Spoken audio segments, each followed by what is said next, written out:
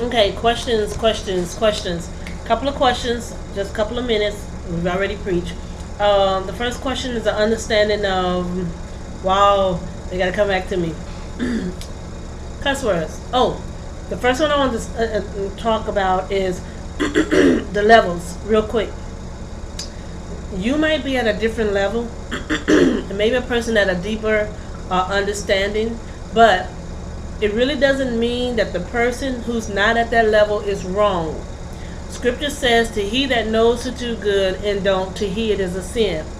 If that person is operating at their level, it still makes them correct. So their teaching is still correct. I don't want you to go to your pastor and say, Sister Renee is saying this, she's doing this, and then y'all came back about the Bible. Well, they're teaching at their level. And the Holy Spirit knows. That's why it's so important that you're where you're supposed to be in the body of Christ. Even when it comes to church location, you have to make sure you're in the right church, because the Holy Spirit knows what to give your pastor. And when the Holy Spirit is speaking, he knows how to give you what you need. So if you're listening to me, it's nothing wrong. This is like a 911. This is just like a place you can come and get a healing. But it's important for those of you that can go inside of a building, Holy Ghost filled, to be around maybe someone else with the same spirit, someone else that can enlighten you, someone else that can naturally carry you, because I'm on the internet, is very important, but make sure you're in the right place, and always pray about it, because it's not, I don't go to church, right now in this season, and it's because he has me out, and it gets boring sometimes. I've gotten used to it, but it's like there's a contamination of what he's doing in me, and that's what I feel. Even when I go into a church, sometimes my spirit kind of squinches like this, because the Holy Ghost don't want me to be contaminated, because he has me in a different season and he's teaching me something different. So I want to go into another word, so I want to go deeper. But the second question is when we talk about curse words. Although a lot of the curse words are really not what we call them profanity, society has labeled them as profanity. I don't believe you will go to hell behind it, but I do believe where the heart is, and it's how you're saying it. And also, these words, when we get our thoughts together, you're not going to use these words because they don't really fit into the sentence. I don't use them unless I'm talking about them, I don't use the words because they don't fit in my sentence. Now, I know they're not wrong, and it took me some time to get used to it, but that's a sign of anger, And also, while teaching our children, again, while living in this society, because they're looking at them as profanity, you have to teach your children, these are not, I'm within the church when I say this. I don't want to teach my children that these words are going to send someone to hell. I don't want them looking at people saying, okay, Lord, they're a bad person because they're cursing.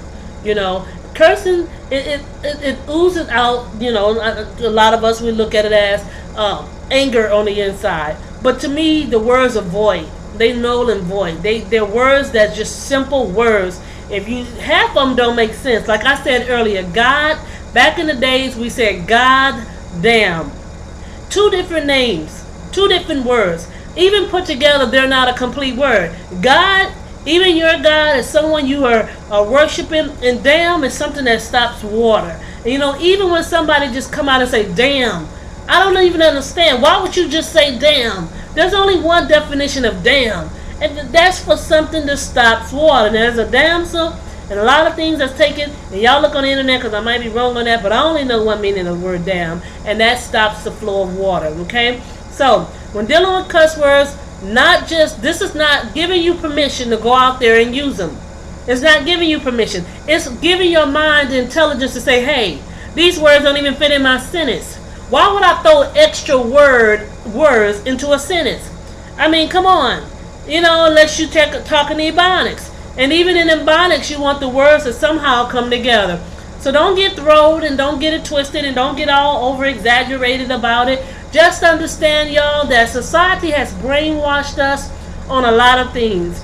There's a lot, people are dying today and we're sending them to hell because we don't even understand the love of God and the compassion of God. But on top of that, some of this stuff they ain't even generating his love. God's grace covering you because you said damn. It wasn't a sin in the beginning. It wasn't an error in the beginning. So it's not, God's grace is covering me. If I say it, if I say girl, whatever I may say, I thank God for letting me being able to talk. That's grace right there. Amen. I didn't get choked after saying the words. That's grace right there. So no, the words are not sending you to hell. God never implemented these things to send you to hell. All he's saying is recognize me. You will go to hell for not recognizing who he is. And the Bible says at the end of it all, every knee shall bow and every tongue shall confess that he is Lord. So the evidence is being put in front of you. The choices, the decision is yours. It's there. If you still don't want to acknowledge him after God sends someone in your path, then you're in error. You're not acknowledging him. So therefore, that is sin. To be disobedient against the Holy Spirit. Now, don't take it out of context. Because those of you that don't know the Spirit and maybe you get scared or you even say, what's the Spirit? You need the law. And that's in the Bible. That means you need to follow the Bible, the book, the Bible. That's there because that you can see that. But the Spirit is for the more mature. Now the Spirit is for you too. You just don't know how to operate in it. So, I just want you to understand, again, these words will not be used when you come into a complete or pure understanding of what I'm teaching you. They should not be a part of your vocabulary unless they fit in. If you're saying the water, the dam is stopping the water, then your word is being used correctly. Now, if you go through some of these dog shows like I've been to, you will find that a lot of these people that model their dogs or show them off, they call them bitches. Even and it's an innocent word. It's an innocent word, y'all. It's not a bad word. Amen. And so you can't get caught up in the slang. You need to also correct your vocabulary to know that when they're using the slang word and they're calling someone an actual female dog, they really don't have an understanding of what it means. It's innocent.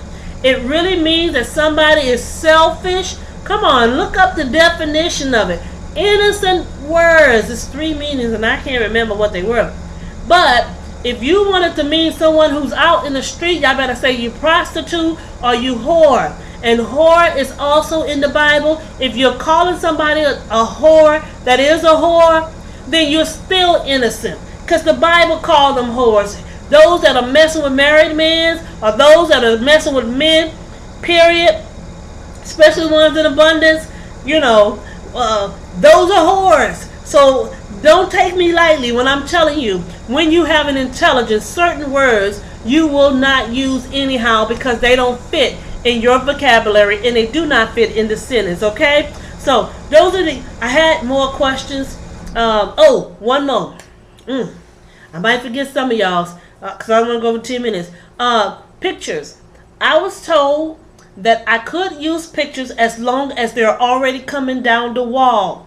So those of you that love money, you cannot sue me if I see a beautiful picture coming down my wall. So y'all disconnect me now. This is to all of y'all and I'm going to type it also. If I use a picture that I see coming down my wall, it's already on Facebook. You have already advertised it. It's just like me sharing what you have shared. So if you're sending someone's picture down my wall, I can use it. Therefore, I don't have to email y'all. Yay! So I will be using some of the pictures. I already got 2.